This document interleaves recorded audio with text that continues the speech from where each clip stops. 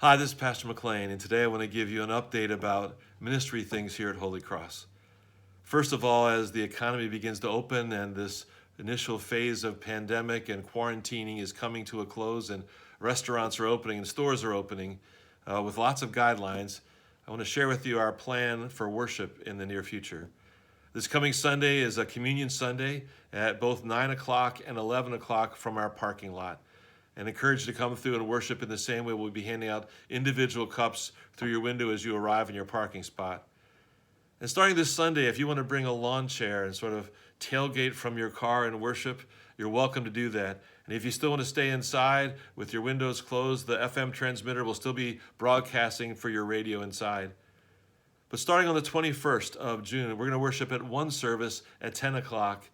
And as long as the weather's good and the heat's not too bad, we're going to continue worshiping outside through the month of July.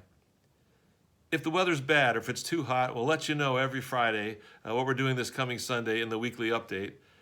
We'll move inside to the gymnasium.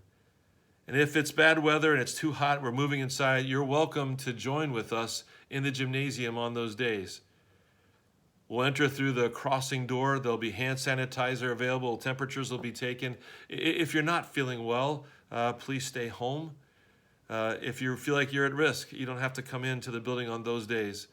But we'll enter through the door, hand sanitizer, and yes, I know many of you don't like it, but we will be wearing face masks for worship inside the gymnasium on those days. We'll have some available here, or you can please bring your own from home.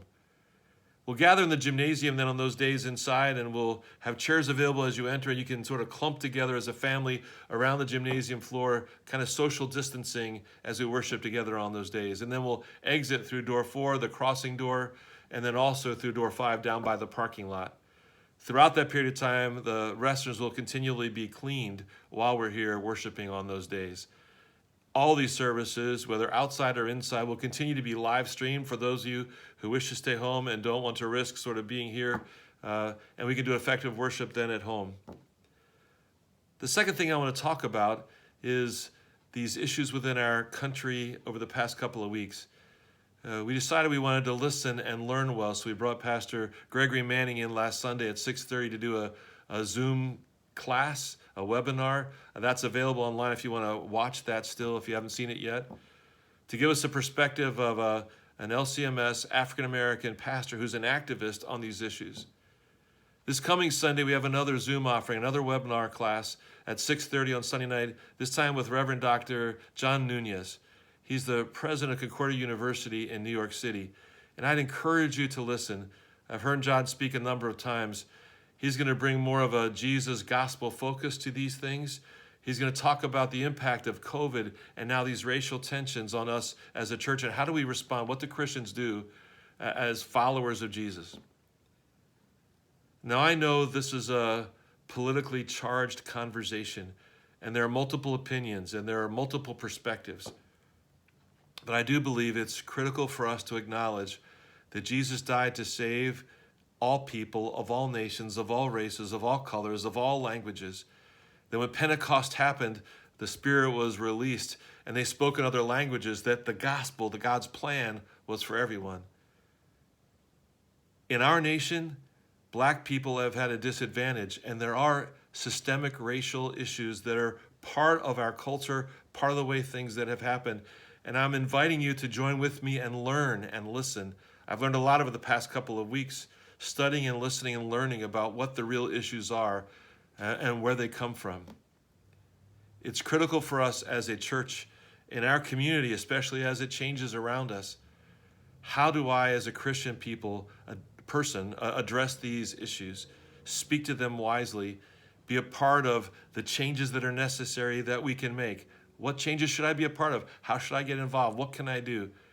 We want to challenge each other in those areas and speak to each other as a church and find ways that together we can take action to end racism.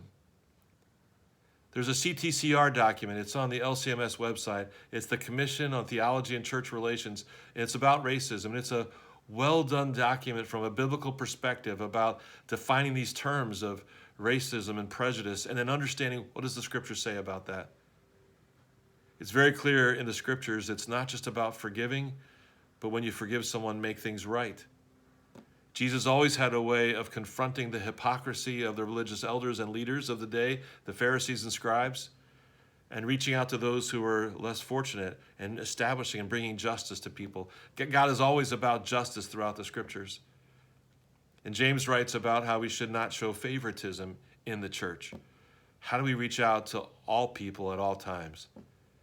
These are tensions we're all living with, and I invite you to be a part of learning with me, of humbling myself to see things maybe I didn't see before. On Wednesday night, we're going to gather this coming Wednesday at 7 o'clock in our parking lot for a night of prayer.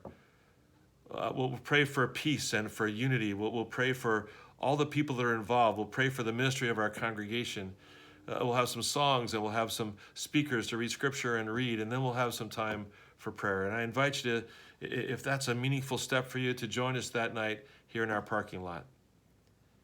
Once again, I have this sense inside of me that I have to have two voices. I'm called as your pastor to have the voice of the prophet who says, this is what God says. The prophet who confronts us with sinfulness, the prophet who speaks the truth and calls us to action. And also to have the voice of your pastor to make sure that you continue to understand, you live and walk in grace, and we follow Jesus. And what does that look like to follow Jesus together? Thank you for all your continued support for me and for the ministry of our church. Continue to find ways to support those around you, to reach out to fellow members, just to check up on them and see how they're doing. And once again, if there's anything that you need, please contact us and let us know how we can be of help and of service to you. God's blessings to all of you as we walk through these days together. Thanks again.